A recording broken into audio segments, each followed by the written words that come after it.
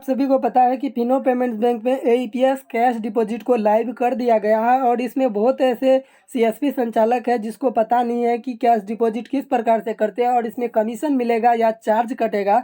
तो इस वीडियो को लास्ट तक जरूर देखिएगा, ये सारा संदेह आपका दूर होने वाला है। तो दोस्तों वीडियो में लास्ट तक जरूर बने रहिएगा और चैनल पे नया है तो चैनल को भी सब्सक्राइब कर लीजिए और इस वीडियो को अपने दोस्तों के साथ ज़्यादा से ज़्यादा शेयर कर दीजिए। तो चलिए दोस्तों वीडियो को हम स्टार्ट कर लेते हैं।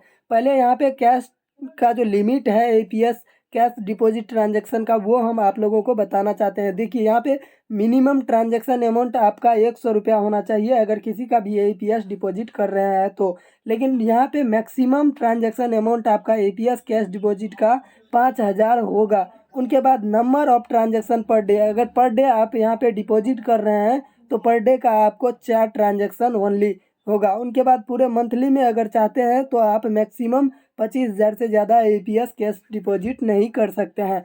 अब यहाँ पे जिसको इसमें समझ नहीं आया होगा, लिमिट में एईपीएस कैश डिपॉजिट का लिमिट समझ में नहीं आया होगा तो वो कमेंट बॉक्स में जाकर के ज़रूर कमेंट कीजिएगा, तो आप लोगों के लिए हम स्पेशल वीडियो ज़रूर लाएंगे।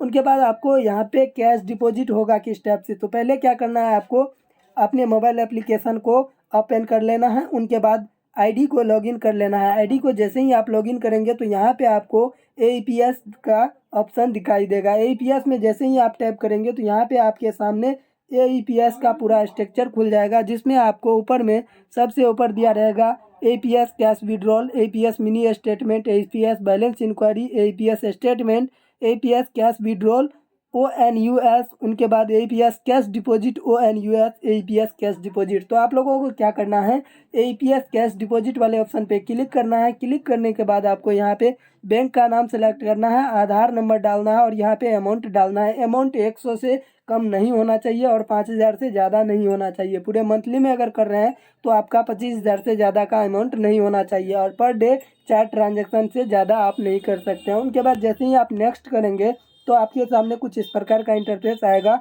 जो कि यहाँ पे कंफर्मेशन के बाद आपको क्या करना है, यहाँ पे स्टेप 6 में आपको करना है उसका ऑथेंटिकेशन। आधार कार्ड पे जो फिंगर मैच अगर नहीं करेगा तो फिर डिपॉजिट नहीं होगा। तो आपको क्या करना है, फिंगर उसका लगा लेना है अच्छा तरह से। उनके बाद आपको जैसे ही आपका कंप्लीट हो जाता है तो आपका यहाँ पे सक्सेसफुली डिपॉजिट रिसिप्ट आ जाएगा। यहाँ पे देख सकते हैं इसमें दिखा दिया गया। उनके बाद उसके अकाउंट में कितना बैलेंस बच जाता है वो भी आपको शो कर देगा। तो यहाँ पे देख सकते हैं जैसे 100 रुपया जमा किया एचडीएफसी बैंक में, उनके बाद यहाँ पे डिपॉजिट अमाउंट दिखा रहा है। उनके बाद आपको यहाँ पे न्यू बैलेंस दिखा रहा है कि उसके अकाउंट में टोटल डिपॉजिट करके कितना रुपया हो गया।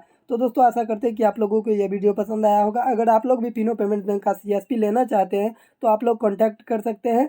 आप लोगों को डिस्प्ले पे मोबाइल नंबर शो हो रहा है, डिस्क्रिप्शन बॉक्स में भी आप लोगों को मोबाइल नंबर मिल जाएगा, तो वहाँ से आप संपर्क करके ले सकते हैं आप। तो चलिए दोस्तों आज के लिए इस वीडियो में इतना है, तब तक के लिए जय हिंद। मिलते हैं आप लोगों से नई वीडियो में नई टॉपिक के साथ।